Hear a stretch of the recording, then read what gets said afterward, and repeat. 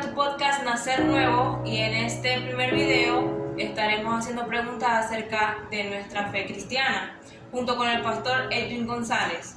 Él es ingeniero y teólogo, máster en educación superior, profesor universitario en ingeniería y teología, amateur en filosofía, autor de 56 artículos y un libro. Bueno, pastor, alrededor de todo mi caminar cristiano he podido notar que hay muchas personas que profesan ser cristianas, que solamente lo dicen de la boca para afuera, pero al momento de nosotros observar sus conductas y analizarlas, sus palabras y sus acciones no compaginan con lo que la Escritura nos dicta. Entonces, ¿usted qué piensa acerca de estas personas? Bueno, nosotros en teología le damos un nombre a eso, ¿no? Eso tiene que ver con el cristiano nominal, ¿no? Básicamente, para que me entiendas, un cristiano nominal tiene que ver exactamente con ese comentario que tú has hecho antes de la pregunta. Son personas que profesan simplemente de manera verbal tener un supuesto cristianismo, pero que luego cuando observamos sus conductas, cuando observamos lo que es la práctica de estas personas, nos damos cuenta que dejan mucho que desear y que lamentablemente su manera de conducirse en la vida es muy cuestionable, porque precisamente la fe no se ha articulado en su mente y en su corazón como debería ser, porque el tema de la fe bíblica es una fe que tiene que ser articulada mediante los diferentes sentidos que tiene el hombre. Nosotros tenemos una vida intelectual y esa fe debe ser reposada sobre la vida intelectual que tenemos, sobre la vida racional que tenemos. Y eso es uno de los elementos que tienden a perderse mucho de vista cuando estamos ante cristianos nominales, y no solamente ante cristianos nominales, sino cristianos incluso de cualquier grado en el que nosotros podamos estudiar, que estos puedan encontrarse dentro de la fe, ¿no? Entonces es ciertamente un problema bastante grave, un problema bastante engorroso, y bueno, eso es lo que nosotros podemos decir desde el punto de vista teológico, ¿no? Estamos hablando de un cristiano nominalista, de un cristiano que, para cerrar la pregunta, simplemente ha asentido intelectualmente la cristiandad, es decir, se ha convencido de algunos principios, se ha convencido de algunas creencias, creen que sí, ciertamente Cristo vino, creen que Él murió y resucitó por nosotros, pero todo queda simplemente asentado desde el punto de vista de una información que ha sido registrada en la mente, pero luego esto no lleva a la persona a tener que tomar las decisiones que implican el hecho de conocer todas estas verdades trascendentales que necesariamente tienen que llevarnos a establecer un tipo de conducta que en la palabra es muy claro cuando habla, por ejemplo, de los frutos del Espíritu. Excelente. ¿Qué cree usted que por medio de la Escritura opine Dios acerca de estas personas? Bueno, la palabra es muy clara con respecto a este tipo de personas, ¿no? La palabra condena rotundamente el tipo de cristiandad, que no podemos hablar en ese sentido de cristiandad, ¿no? No podemos hablar de cristianismo, más bien, rectifico, podemos hablar sí de cristiandad, que hay que hacer una diferencia entre el término cristianismo y el término cristiandad, ¿no? Cristianismo es la religión propiamente dicha. Cuando hablamos de cristiandad estamos hablando de la sociología de la iglesia, es decir, de lo que la iglesia practica, no necesariamente siendo estas prácticas bíblicas, sino prácticas que sencillamente están circunscritas de repente a las normas y regulaciones de una iglesia en particular, las normas y regulaciones de un concilio o de una congregación o de una denominación en particular. Por supuesto que lo que Dios puede pensar sobre esto es que definitivamente estamos ante, posiblemente, no voy a decir que en todos los casos sea así, porque esto es algo que puede llegar a ser relativo a muchos elementos que habría que estudiar profundamente, pero la palabra es clara cuando habla, por ejemplo, del trigo y la cizaña, ¿no?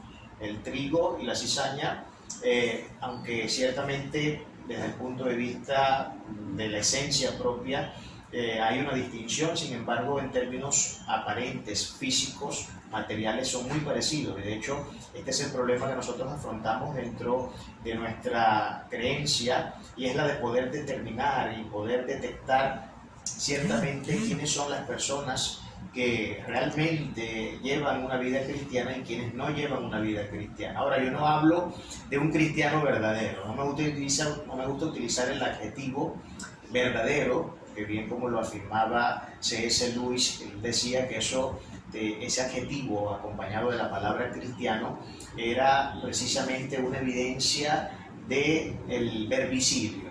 el verbicidio, es decir, que cuando ya las palabras comienzan a perder cierto poder dentro de lo que es su carga semántica, tienen que añadirse adjetivos para de esta manera poder de alguna manera enfatizar el hecho que queremos enfatizar, ¿no? Y bueno, cristiano es uno, cristiano es el que da frutos del Espíritu, cristiano es el que se conduce a través de la paz, de la justicia, del amor y de todos los frutos del Espíritu que nosotros conocemos. Y por eso la máxima de Cristo para examinar estas cosas tiene que ver con el hecho de que por sus frutos los conoceréis.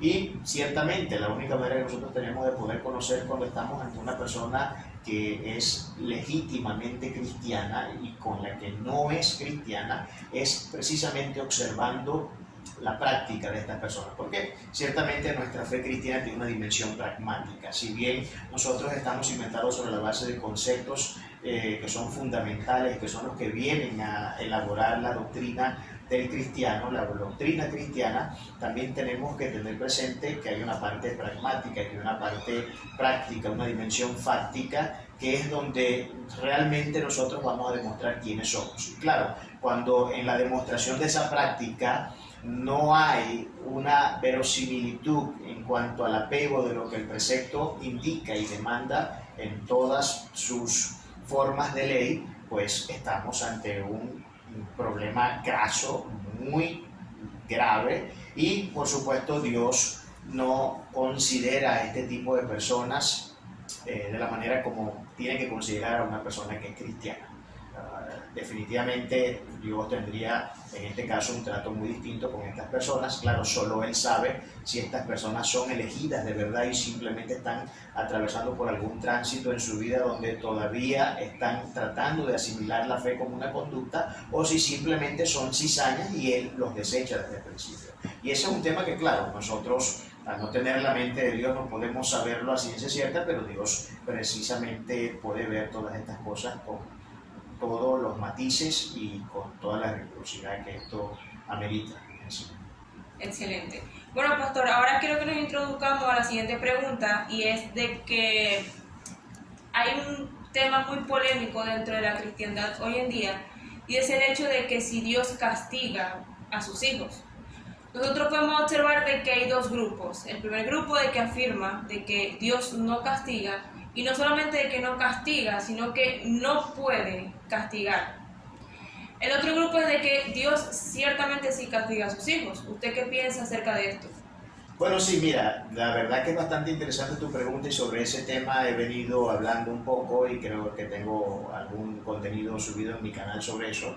Y creo que es una pregunta que todos tenemos que hacernos de una manera muy seria y honesta. Y para responder esa pregunta no podemos hacer otra cosa más que apelar a lo que la Sagrada Escritura enseña dentro de sus líneas. No podemos hacerlo de otra forma, porque aquí no se vale lo que yo pueda pensar, no se vale mis pálpitos, no se vale esto de la sensualidad cristiana, que básicamente, para que me entiendan, cuando hablo de sensualidad cristiana no tiene nada que ver con el sexo, porque entiendo que mucha gente de repente pueden, en este caso, tener algún tipo de confusión cuando se utiliza el término, pero básicamente un cristiano sensual tiene que ver con el cristiano que es dirigido por sus sentidos, por sus pálpitos, por sus sentimientos, por lo que piensa, pero todo esto que piensa, todo esto que siente, todo esto que entra por sus sentidos, no tiene ningún tipo de consonancia con la palabra del Señor. Y por eso es importante enfatizar en este punto y recordar lo que el legado de la Reforma Protestante nos dejó, cuando se afirma que la Biblia es la única regla infalible de fe y de conducta, no son mis experiencias. No, he querido introducir de esta manera, antes de ir propiamente a la respuesta, porque me he encontrado personas que por lo general tienden a darle un tratamiento a esta pregunta puramente especulativo, puramente basado en lo que sus pálpitos le dicen, en lo que él considera que debe ser la noción sobre estas cosas, pero no tiene una aproximación al texto sagrado. Pero cuando entramos al texto sagrado y nos dirigimos, por ejemplo, a lo que afirma la palabra de Dios en Hebreos 12:6, que dice lo siguiente, dice: porque el Señor al que ama disciplina y azota todo al que recibe por hijo. Y por si fuera poco, 2 versículos más abajo, en el versículo 8 exactamente dice: Pero si os deja sin disciplina de la cual todos han sido participantes, entonces sois bastardos y no hijos. Creo que la palabra de Dios es absolutamente sobria, lúcida y esclarecedora en este sentido. Ahora, quien quiera llevar a la contraria lo que el texto acaba de declarar acá, ya sabemos que teníamos que entrar en una maliciosa conducta de eisegesis bíblica. Para que me entiendan, la eisegesis tiene que ver con hacer una interpretación incorrecta de los textos basándonos en una data que no está propiamente en lo que está escrito, sino que se presume desde lo que se aborda en mi corazón, desde lo que mi corazón mismo me dicta. Entonces aquí podemos ver que el término disciplina, porque de repente algunas personas acá pueden decir, ya va, pero es que disciplina y castigo son dos palabras diferentes, o pueden ver una aparente distinción entre la palabra disciplina y la palabra castigo. Pero cuando tú estudias el griego original en el que fue escrito esto, el griego original utiliza la palabra paideo. Esta palabra en su segunda sección, es decir, en los diferentes significados que tiene la palabra, en su segundo significado se encuentra la palabra castigar. De manera que disciplina sí implica castigo. Y no solamente habla de disciplina, sino que luego habla de azote. Vaya usted a saber ya lo que significa ser azotado por el Señor, ¿no? Y no solamente es que Dios castiga, y fíjense que he querido sacar esto del Nuevo Testamento porque sé que hay personas que enseguida van a fijar una posición donde van a querer argumentar diciendo, por si de repente hubiese sacado la cita no del Nuevo Testamento sino del Antiguo, le han dicho no, pero es que eso pertenece al Antiguo Testamento. No, aquí estamos hablando de los escritos neotestamentarios, de los escritos que fueron registrados después de la muerte, crucifixión y ascensión del Mesías, es decir, de los escritos donde ya estaba fijada toda la doctrina bíblica. Y aquí es claro por el autor de los Hebreos que Dios no solamente castiga, sino que con lo que afirma en el versículo 8, pero si os deja sin disciplina de la cual todos han sido participantes, entonces sois bastardos y no hijos. Así que el tema de la disciplina y del castigo no solamente es una realidad bíblica, sino que además es necesario, es absolutamente necesario. Y si Dios no castigara a sus hijos, el día que Dios no nos reprenda porque estemos haciendo algún tipo de cosa que no tenga ningún tipo de comunión con la luz, si Dios no nos reprende, pues sencillamente tendríamos que preocuparnos, porque entonces en ese punto Dios nos estaría considerando como bastardos y no como hijos. De manera que la disciplina es absolutamente necesaria en el peregrinaje de fe de cualquier creyente. Excelente, pastor. Y bueno, hay otra cuestión que nosotros también debemos destacar, y es el hecho de que un hijo de Dios puede vivir las mismas aflicciones que una persona no creyente.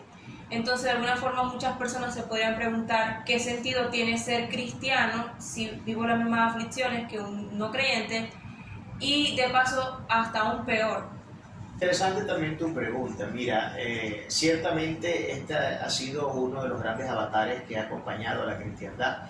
Para que me entienda con avatares me refiero a esos grandes eventos o elementos de la vida donde parece ser que la vida es definitivamente una paradoja, una contradicción, donde la vida en sí mismo, el tener que hablar de vida es un término que nos lleva a matrimoniar la vida con la aflicción, con el sufrimiento. Y esto es algo que podemos experimentar a nivel universal. Esto se experimenta a nivel universal.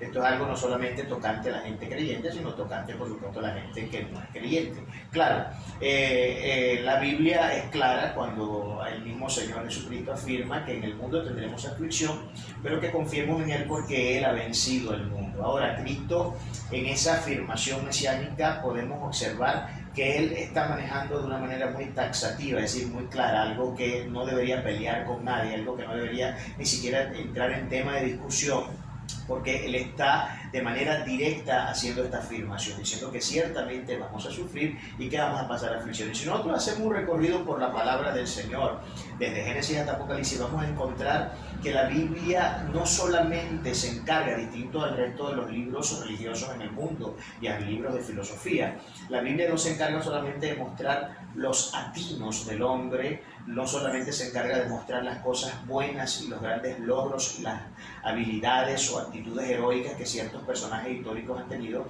sino que también muestra, y esto es la parte espectacular de la Biblia, en su sinceridad y honestidad en materia de querer definir una antropología correcta, donde la Biblia también muestra el hecho de que el hombre ciertamente también vive grandes aflicciones. Si nosotros observamos casos, por ejemplo, como el caso de David, David fue un hombre muy afligido. Si observamos el caso del profeta Elías, fue un hombre muy afligido. Si observamos el caso de Moisés, fue un hombre muy afligido. Si observamos el caso del salmista en el Salmo 73 y en algunos otros de sus salmos, vamos a observar que fue un hombre muy afligido, por lo que sí, tenemos a Pablo también, el caso de Pablo, a quien incluso cuando se le llama al ministerio, se le preavisa de que su ministerio sería con dolor y sufrimiento. Y eso fue algo que él experimentó desde el mismo momento en que inició su ministerio hasta el momento en que terminó su ministerio. De manera que sí, la aflicción es algo que está presente en el peregrinaje de fe de todo creyente. Y esto está presente por razones básicas, ¿no? Ya nosotros sabemos que Dios no obra en el vacío, que Dios no obra en el despropósito. Es decir, con esto lo que estoy afirmando no es otra cosa más de que todo lo que Dios hace, lo hace con un propósito previamente definido, un propósito que busca, para tratar de simplificar y de no irme por muchas aristas, porque este es un tema que nos podría llevar a muchas horas de enseñanza, pero Dios básicamente, el fin último de todo esto es que nosotros seamos perfeccionados como seres humanos, seamos perfeccionados en nuestro carácter, seamos perfeccionados en todo esto. Ahora, ¿qué sentido tiene tu pregunta? O sea, ¿por qué ser cristiano entonces, si siendo cristiano voy a seguir viviendo aflicciones? ¿Por qué no mejor quedarme en el mundo? O sea, a fin de cuentas, sea que esté de un lado o que esté del otro, siempre me va a tocar vivir aflicciones. Bueno, la gran diferencia está precisamente en la afirmación que hice al principio.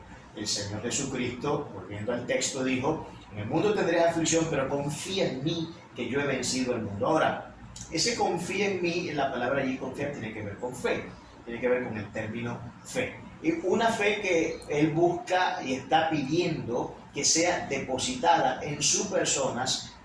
Y cuando hablamos de su persona estamos hablando de todas sus cualidades morales, estamos hablando de todas sus cualidades en términos prácticos, en términos fácticos, desde la práctica del creyente. Y él lo que básicamente nos está diciendo con este texto es este mismo texto de manera, a manera de inferencia. Él mismo está infiriendo el hecho de que hay una promesa, y en ese texto se puede inferir una promesa. Y la promesa que se está infiriendo es de que Él nos va a dar la fuerza, de que Él siempre va a estar presente, de que no importa cuán difícil sea la situación, no importa cuán complicada sea la circunstancia que en un momento determinado yo pueda estar viviendo en mi vida, Él va a estar presente. Y existe una gran diferencia entre vivir una aflicción teniendo a Dios al lado, secándote las lágrimas, abrazándote cuando necesitas un abrazo, dándote una palabra de aliento cuando necesitas una palabra de aliento, a cuando estás en el mundo y no tienes ninguno de esos recursos y tienes que irte a un psiquiatra, tienes que irte a un psicólogo, donde evidentemente no vas a recibir respuestas trascendentales, sino respuestas que son puramente naturales y que pueden servir como sirve cualquier medicamento, que tiene efecto por cierta cantidad de tiempo, por cierta cantidad de horas, pero luego que pasa el efecto de ese medicamento, pues la crisis vuelve a estar presente. Con el Señor no pasa eso. Cuando articulamos su palabra, cuando articulamos los grandes conceptos de la fe, como por ejemplo la paz que sobrepasa todo entendimiento, este es uno de los grandes conceptos dentro de nuestra fe, que, como bien lo dice, sobrepasa todo razonamiento humano. O sea que es posible vivir en una circunstancia difícil e incluso, por muy difícil que esta pueda ser, estar en la paz del Señor. Muchas gracias, Pastor, por su respuesta. Y bueno, terminamos por hoy el primer podcast. Déjanos tu opinión en los comentarios y también coloca una pregunta que quieras que nosotros respondamos en los siguientes podcasts. Dale me gusta, compártelo y bueno, nos vemos en el siguiente programa. Chao, chao.